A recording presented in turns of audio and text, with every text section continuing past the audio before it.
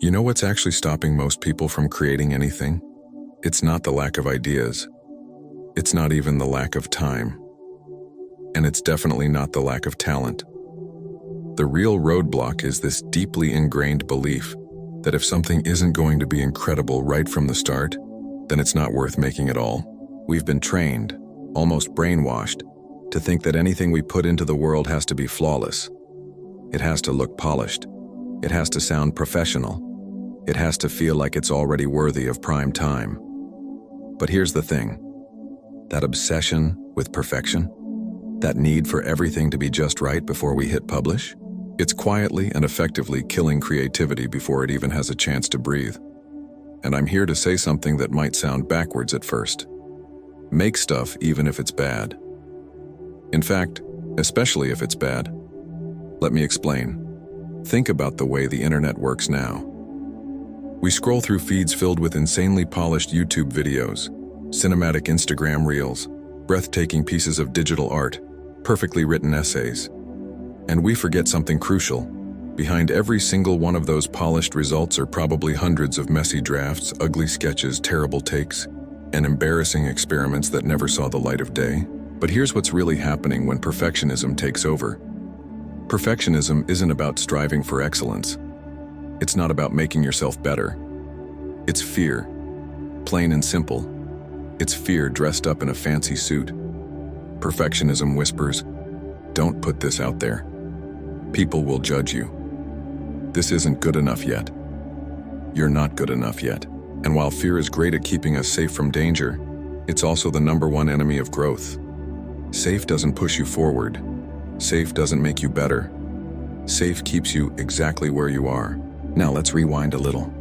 Think about yourself as a kid. Remember when you used to draw little stick figures and thought they were masterpieces worthy of hanging in a museum?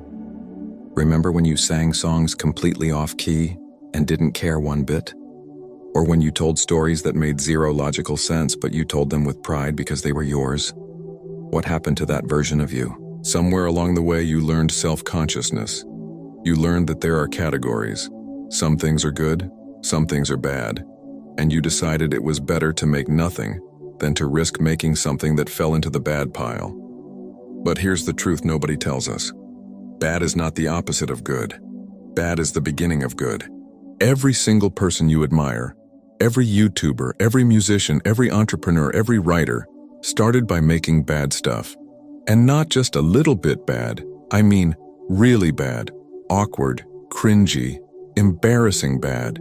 You can't edit a blank page. You can't refine what doesn't exist.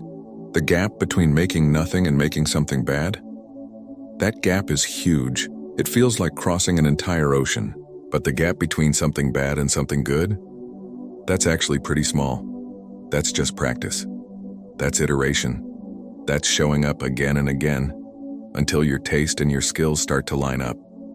And here's another thing. Most of the time, what you think is bad probably isn't even that bad. We're just brutal critics of our own work. That doodle you hate might inspire someone else to start drawing. That awkward blog post you wrote might make someone feel less alone. That video you almost didn't upload might be the exact thing someone else needed to see today. Some of the most beloved art in history came from people who didn't even realize what they were creating. They thought they were just messing around, experimenting, or even failing. Some of the most successful businesses in the world began as little side projects their founders didn't take seriously. Some of the deepest, most meaningful relationships started with awkward, clumsy conversations that both people thought went horribly. See the pattern? The bad stuff wasn't wasted. It was the foundation. Here's the harsh truth. You don't get to skip the bad phase. It's not optional. It's not something that only happens to other people while you magically start at good. Every creator, every artist, every entrepreneur, every innovator, you name it, has to walk through that messy phase where what they make doesn't match their taste.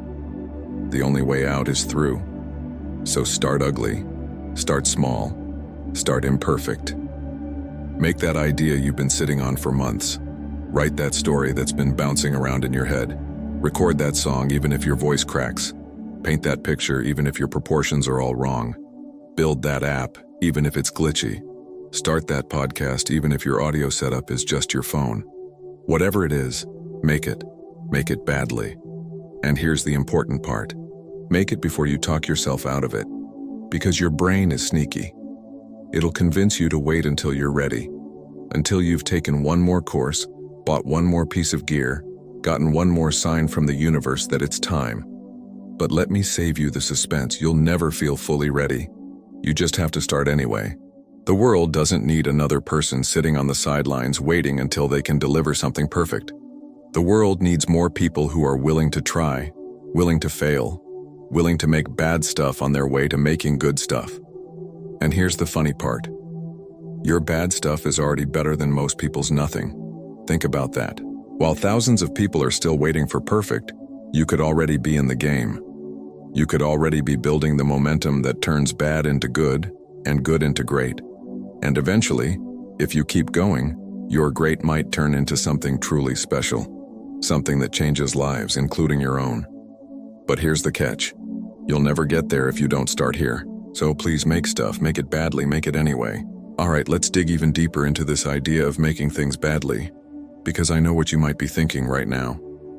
Sure, that sounds motivational, but what about my reputation? What if people laugh at me? What if the first thing I put out there ruins my chances of being taken seriously? That voice in your head? That's fear again, sneaking back in wearing a different disguise. And if you listen to it, you'll never publish anything. Because guess what? Your first draft will never be your best draft. Your first attempt will never be your final form. But without that first attempt, there's nothing to refine, nothing to build upon, nothing to grow. Think about some of the biggest creators you know.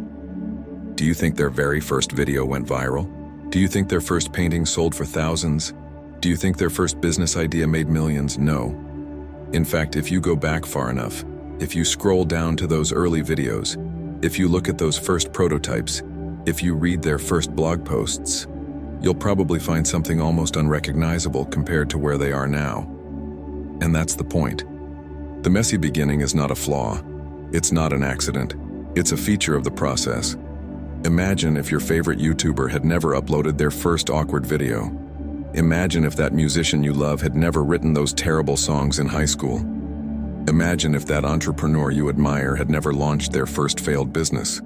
They wouldn't be where they are now, and you wouldn't have the chance to admire their work at all. So let me flip the perspective for you. If you don't start making bad stuff now, you're not protecting yourself. You're robbing your future self of the chance to be good later. Now, here's another way to think about it. Have you ever noticed how kids learn so quickly? They'll try something, fail, try again, fail again, and keep going. Whether it's walking, riding a bike, or speaking, they fail their way forward.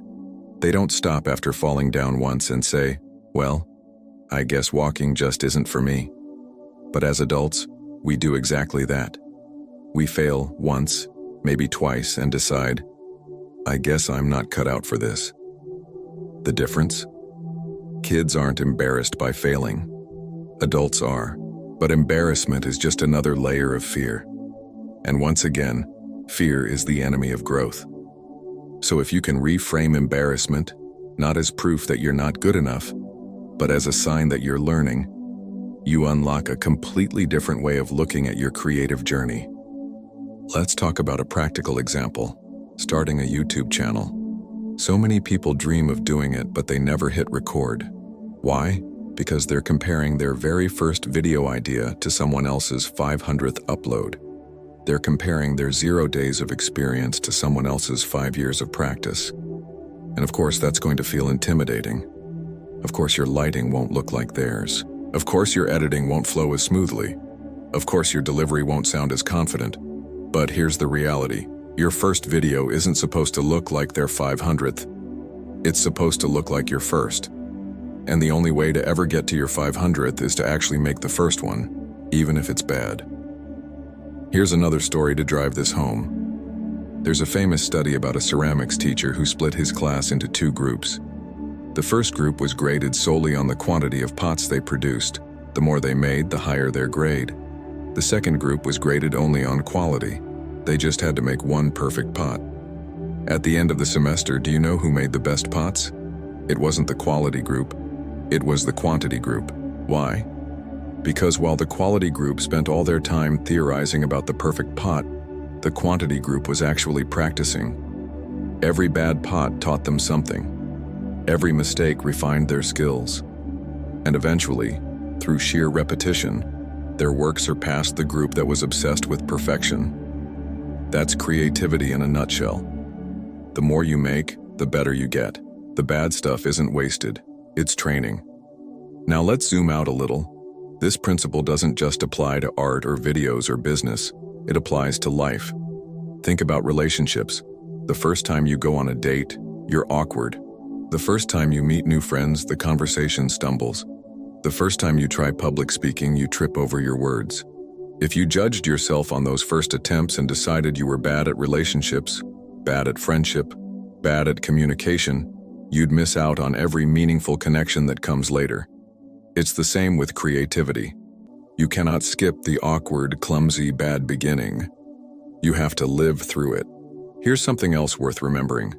Bad is subjective. What you think is awful, someone else might find brilliant. What you consider a failure, someone else might see as inspiration. Think about some of the biggest memes or viral videos. A lot of them weren't good in the traditional sense. They weren't polished. They weren't professional. But they connected. They resonated. They made people laugh or cry or think. And that's the real power of creating. Even the bad stuff can matter. So let's make this actionable. If you're stuck right now, paralyzed by perfectionism, here are a few rules to live by. Set a deadline, not a standard. Instead of aiming for perfect, aim for finished. Give yourself a timeline, and when the time's up, hit publish no matter what. Quantity over quality, especially in the beginning. Make more, not better. Better will come naturally from the sheer volume of attempts. Lower the stakes.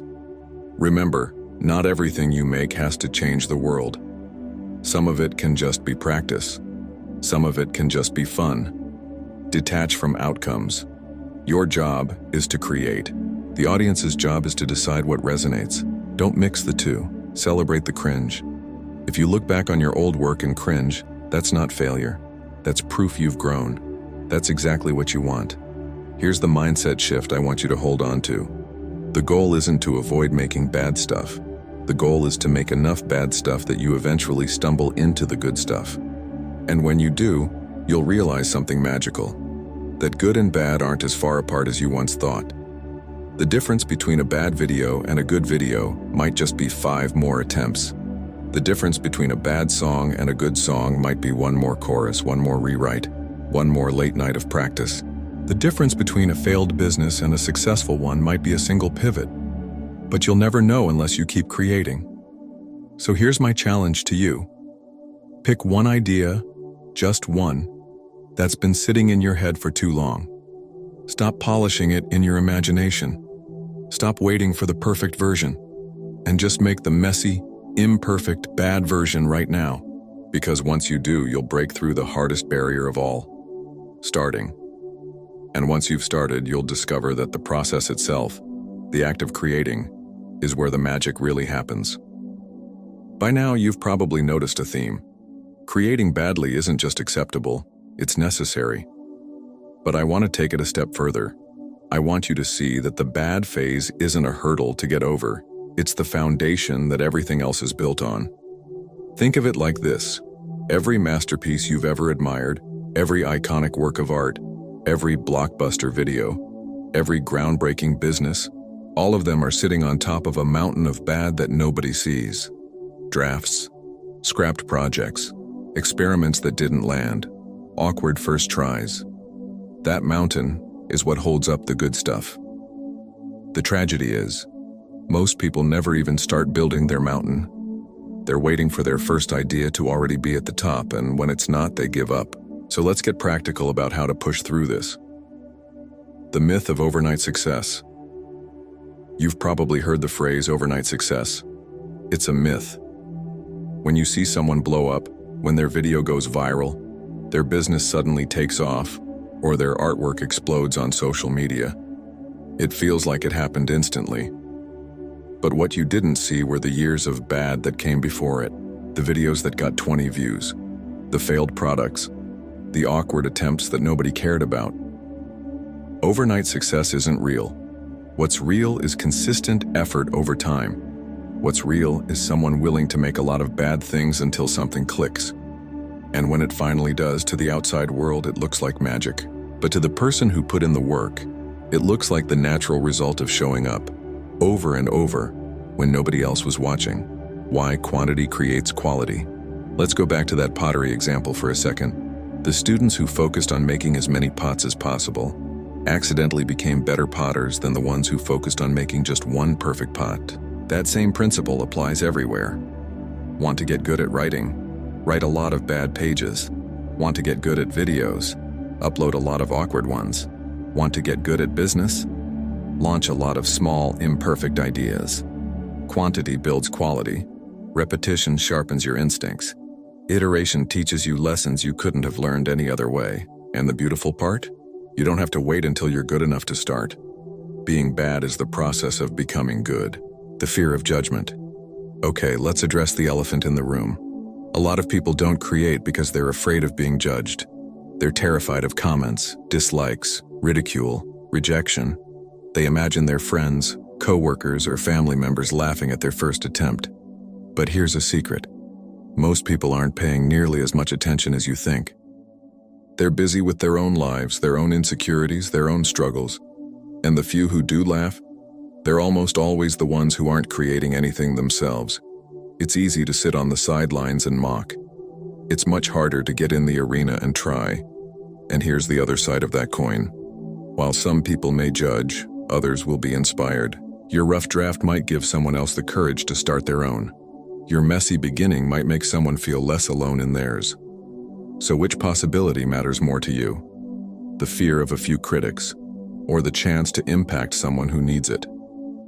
Reframing failure. We need to talk about failure because this is the word that terrifies most creators.